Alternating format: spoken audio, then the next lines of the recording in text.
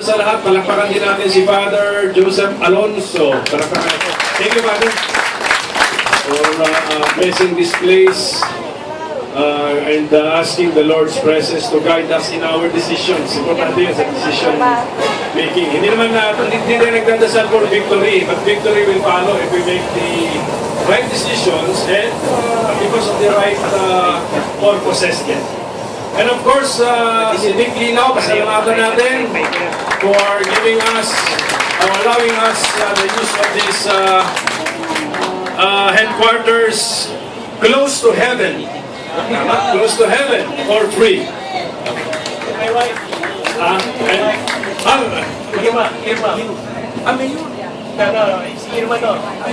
Irma, and of course, Nick and Irma. Okay, so palakpakan po natin. Maganda nga talaga ito ating headquarters kasi 5 floors, 6 floors. Tama, pinapractice ako na bumalik sa Senado. Kasi pwede na ako magagdanan pagkatapos ng kampanya. Good, very good. Tama po yan, para fit po tayo. Well, anyway, salamat po sa inyo lahat, sa inyong pagdalo to show solidarity. Parati naman tayo nakikita ngayon dahil sa kampanya.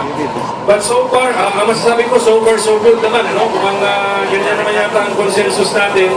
So far, so good. Wala namang survey na bumaba tayo sa number 9. So, lalo na walang survey na wala tayo sa top 12.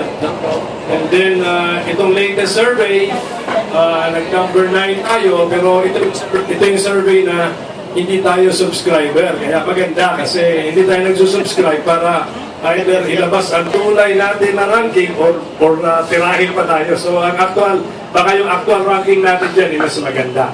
So anyway, ito po ay naging posible naman dahil sa tulong-tulong tayong lahat. So at ang ating tutulong-tulong tayong lahat, napakarami na ninyong pangalanan ko kayo, pero siyempre pasalamatan natin yung ating orchestra conductor, yung ating campaign manager, walang iba kung hindi si Abel Manliglik. Nasaan ba si Abel?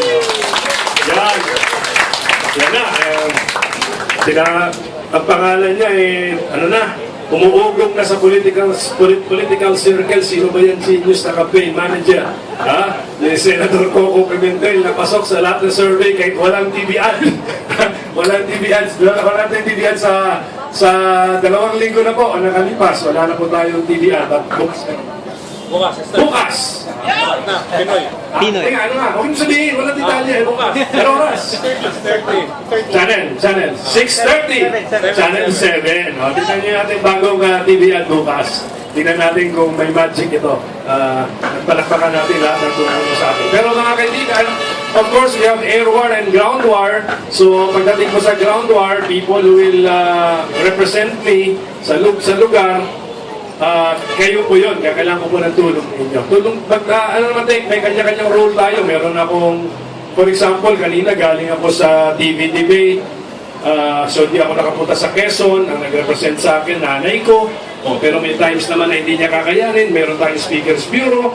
Tapos kung sa inyo naman mga lugar, kayo naman, ang inaasahan ko pong maging clone ni Senador Coco Pimentel. Kayo yung mga mukha ko sa inyong lugar. Para nakatatak ang Pimentel sa noon ninyo. Kaya dapat behave din po kayo. Okay? Kung gaano ko ka-behave, behave din po kayo. Ganun tayo.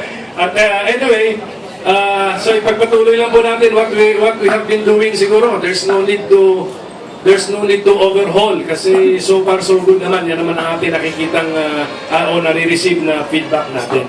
So far so good. Maybe hindi lang maybe, but we must have been doing the right things. So tuloy lang natin yung atin dati ng ginagawa. So ngayon na pagdating na ng lokal, kayo po kikilos na. So sa tingin ko magkakaroon po tayo ng turbo boost pagdating ko ng lokal dahil mas marami na po ang kumikilos na tumulong sa kanya-kanyang lugar. So maraming salamat po sa inyo lahat na nanggaling pa sa iba't ibang lugar. And ang success ko po, I'm of course claiming victory already, Father. No? I'm claiming victory. Yung aking pong success ay dahil po sa will of God ito, and of course, because of the will of the people and the help of the people. Hindi ko po makakalimutan yung tulong ng taong bayan. Maraming salamat po sa inyo lahat.